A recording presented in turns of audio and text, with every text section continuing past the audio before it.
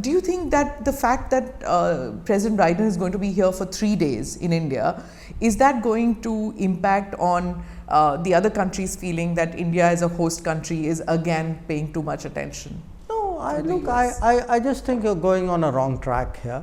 I think you will see that everybody will come in smoothly, nobody will have to wait for anybody else, for us the G20 is a collective exercise. We will deal with it in that collective side. It's not just the bandobast I'm talking about. We are India, we are India, we know how to handle the world. And Right. believe me, especially in the last 10 years, we have shown how we can handle the world. If somebody felt that they were most comfortable in Lutyens Delhi or completely comfortable in Vigyan Bhavan, that's their prerogative. That was their world. So yes, you have had summit meetings where the impact of the country probably went 2 kilometers on a good day out of Vigyan Bhavan. This is a different government, it's a different era, it's a different thought process. A Prime Minister felt, and all of us have worked in that direction, that the G20 is something which should be treated as a national endeavor, that different parts of India must have a sense of participation, and that this is something which has been truly, I would say, non-partisan. If you look actually at the G20 events, a lot of it were held in states which are not ruled by BJP governments, they are ruled by governments in the opposition. And you can see the result. I mean, to me, one of the big pluses of the G20 is really how much more interested the people of India, especially the young people of India, have got in foreign policy, and they need it, because look, this is a globalized era. This is an era where the opportunities can be very global, where the problems also, as we saw during COVID, can be global. So we need to, as part of the transformation of India, we need to create a global awareness in this country, and I think the G20 has been very, very helpful in it. And for those who feel that we should be stuck in 1983, I mean, please, you are welcome to be stuck in 1983. I'm sorry, the country has moved on. We are in 2023. The fact that President Putin and President Xi are not going to be present at the New Delhi meet, has that cast a shadow on the summit? Not really. I mean, look, I think at different points of time in G20, there have been some presidents or prime ministers who, for whatever reason, have chosen not to come themselves.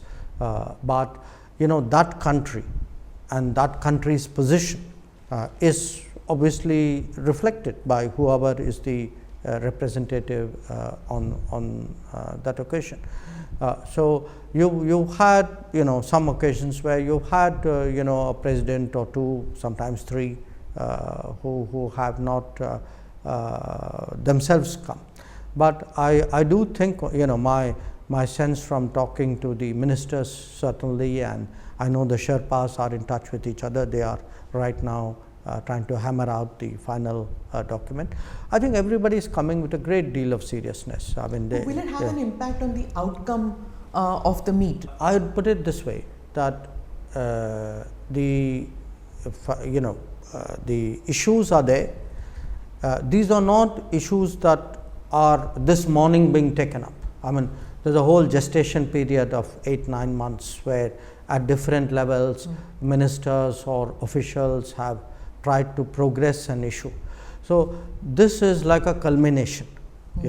These are really about 16-18 processes which are all coming together to be stitched up together to produce a summit.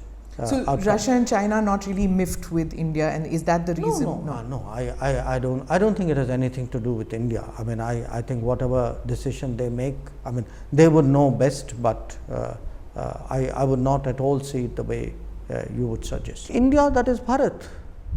It is there in the Constitution.